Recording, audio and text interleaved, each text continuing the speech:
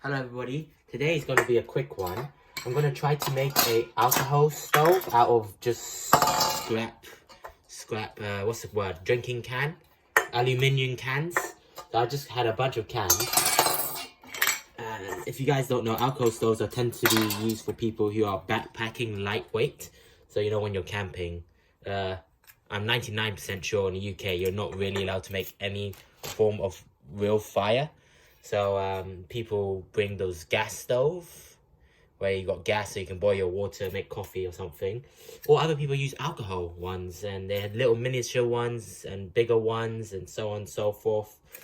And they're not expensive, to be honest. They're like, at most, the good quality alcohol stoves, which are like lightweight and titanium and stuff, are, I would like to say 20 quid.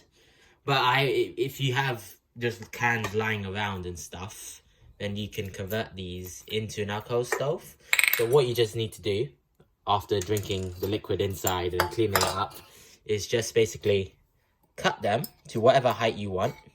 One of them needs to be a base and the other needs to be a lid. And what I'm going to do is, let me find my pliers. Just need to make sure these are actually the same diameter. So I just need to put them on top of each other, but it's hard to do it perfectly. So I'm just going to make this bit a tiny bit smaller by just trying to make ridges so I can fit this in the other can. I don't think it has to be big twists, just this twist. Just trying to make the circumference or whatever, diameter smaller, whatever. I don't know. I'm not a maths guy. But yeah, the reason why I'm making this just because I have the scrap. I have basic tools. You don't need like chainsaw or whatever for this. You need scissors, pliers, and something to poke holes to make the vents for the alcohol stove. Yeah, I'm just trying to think what I can do to demonstrate, you know, it will work if you want to make a bit of lunch, quick coffee. I don't drink coffee, that's the thing. So it's just for, you know, if somebody needs it to make ramen noodles or something, you know, when people go camping, because that's a common trail food. Hopefully that'll be enough. And then I should just be able to pop the red one on top of Coca-Cola. There we go. Okay, and so let's pitch that in. And I'm gonna bend the Coca-Cola can around the base can. So yeah, just gonna do that by hands because I can. This aluminium, very thin, you know. The other one's actually quite thick cup. I have no idea. This is quite thick. I guess if you can do this with 2 Coca-Cola cans, by the way. It's just that's common to use 2 Coca-Cola cans, but I just had a different can with a thicker metal, so I just used that can instead. But yeah. So technically, the stove is right now it's just a cylinder, an empty cylinder. But yeah, pretty good. And all you need to do, right, is to poke holes opposite ends, just like a gas stove you would have in your home. Just to plug in holes, so when you burn the alcohol in it, what's happening is, you know, the alcohol in the middle catches on fire. And then, you know, the thing heats up, the entire stove in general. And then that turns the alcohol, liquid alcohol, which is on fire, into gas alcohol, which is on fire. And it literally acts like a gas stove, so it has those little jutting flames at the side. But yeah, so what you all have to do, put a pin in the middle, so that's where you put the alcohol in. You put the alcohol here, it catches, it drains in, so put some few holes here. I'll show you guys at the end. And then put some, oh no, 1, 2, 3, 4, like 12-ish holes around a circle, equal distance apart. So I'm just going to do that right now instead of, okay, I'll do that right now in front of you guys, but I need a hammer. Okay, I got a hammer, a rolling pin, I got a push needle. Just find any sort of needle, or you can use like a, you know, if you have a drill bit tool with small heads, then you can just use that instead. I'm going to make the first holes 4 divots in the middle.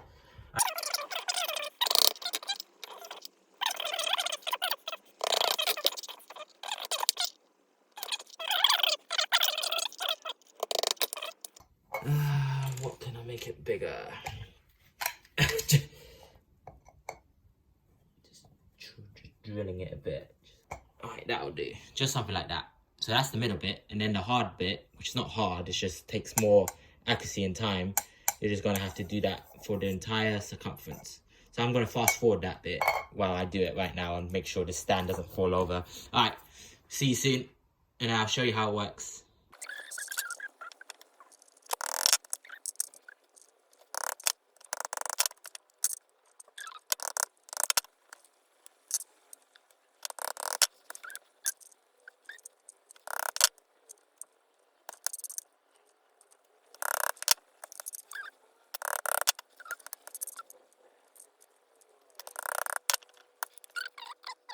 I think that'll do. Okay, so now we got the alcohol stove. So it has holes in the middle, so we can pour the liquid in there.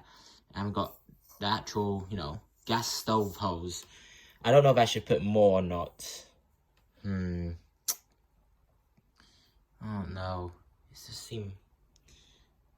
Maybe I put one more in between each one. Okay, let's go with that. I'm going to do that right now. Okay. But I'll do that. I'll just snap that in. So I'll be right back.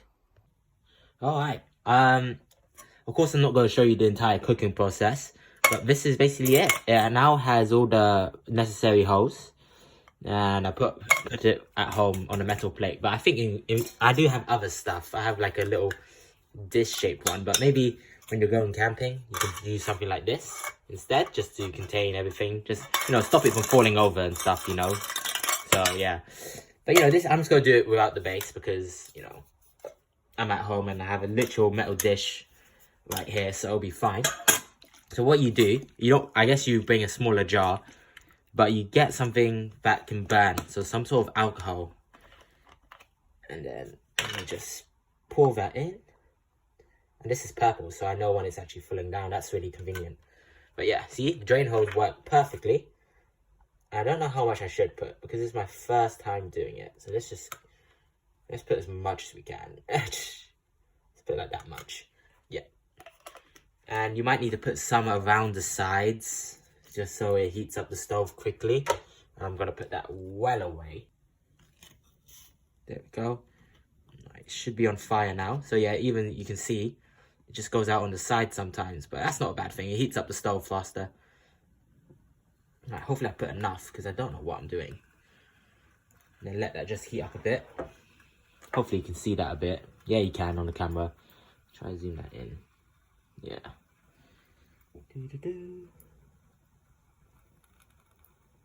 And then I'm just going to start cooking. Let's see. I'll show you guys the end process. Hopefully, maybe I need to put more in there. Oh, it's flickering. I turned the camera off at the wrong time, but there you go. That's the gas stove working now. So that's it turning into a gas. Then you can just put your stuff on top. Well, let me just show you what that looks like. That is amazing. And I might have put too little fuel, but of course you would let it die down first before adding fuel, like blow up your hand or something. Another thing is, if you want to turn this thing off, but anyway, it's burning a lot now, so I can put the penny stove. That's why it's called a penny stove. Just to block one hole. And then start cooking.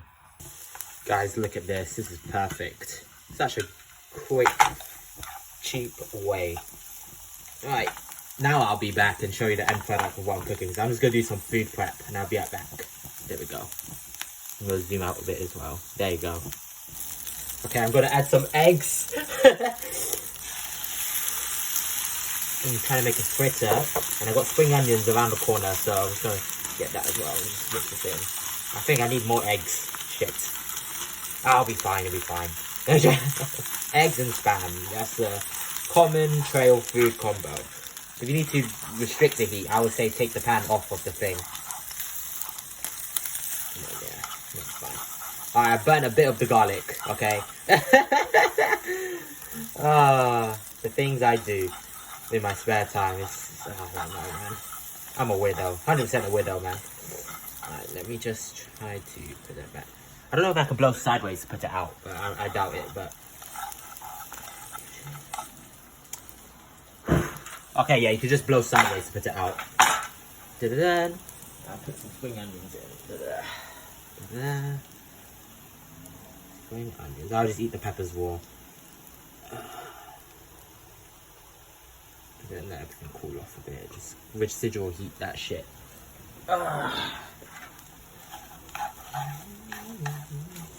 Yeah, I should have more eggs. I know, you know what? It's actually not that bad, yeah. So yeah, this is going to be lunch. And yeah, I just showed you how the alcohol stove works. Let's just double check if we can relight it again, if it goes out. So, yeah. Let's see if we can relight it again. Yep, you can relight it again because it's still producing alcohol vapor, so you can still relight it again. Although I think it's starting to run out anyway, but you can just blow sideways to push it out, so you don't need to make a lid for it. But yeah, alright, I'm gonna eat lunch with some rice, some peppers, or cucumber pickle, and then I'll be right back and I'll show you some other camping equipment I have, because this thing is quite good. But you saw it, you know, it kind of leaks out because of all the vapor around it, but you need that to happen to heat up the alcohol. But yeah, I'll show you some stuff I have for camping. Anyway, I'll be right back. I'll see you after lunch. Okay, I'm back. I'm done with my lunch, and let me just show you the condition of the stove. So it seems fine to me. Seems fine to me still. So, you know, you can use it many times. The penny has lost its copper coating almost, so I don't know. But it seems, you know, still all you need to do is to block the hole. This thing turned out fine. So still usable, still folds up.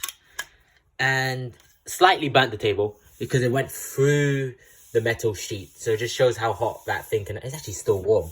But yeah, it just shows you how hot it can get. So what I'm suggesting, if you go camping...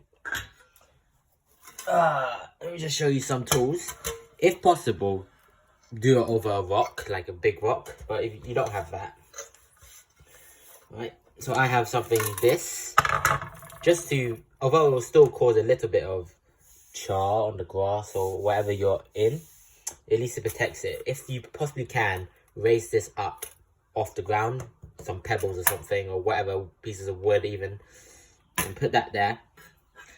And if you have a small pot, you have everything here, it's got so much crap. But you see what I mean, how I would do cooking. You see? Or if I'm so inclined to be very conscious and safe. Right, just go like that. Let's go. Like that. And then that's, you know, quite safe in general. Of course, you can use other pots and pans as well. Just use the circle ones. This one's a bit small, but I can always push that in a bit. There you go. For a smaller pot pan. Yeah, that'll do.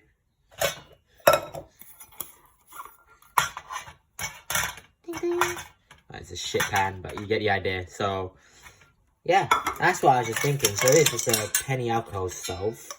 I need to figure out a way to pack all of this up. I guess I can go like that.